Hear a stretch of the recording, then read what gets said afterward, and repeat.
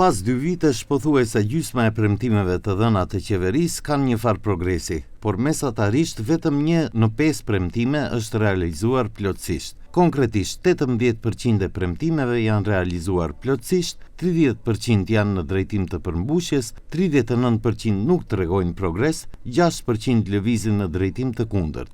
Këtë e tregoi raporti Kompas i premtimeve, i bën nga Finance Think, në bashkëpunim me Shoqatën e Mjekëve të Maqedonisë dhe Forumin Arsimor Rinor.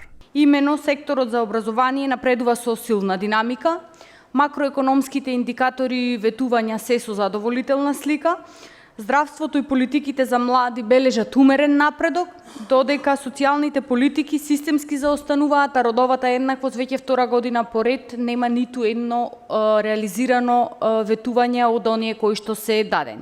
Te politikat rinore janë realizuar 17% e premtimeve, mes të cilave vauçer për student dhe projekti Bli shtëpi për të rinj. Следиме 31 ветувања, од овие 31 ветувања во текот на овие 2 години, односно точно на половината на мандатот, се исполнети 4 ветувања, 5 се во насока на исполнување, додека 22 се воопшто нереализирани. Во втората година од мандатот, односно од минатиот пресек, се исполнети само 2 дополнителни ветувања од страна на владата. Тоа се ветувањето за 250 евра вредносен ваучер за електронски уреди за сите студенти и операционализација на проектот Купи куќа за млади.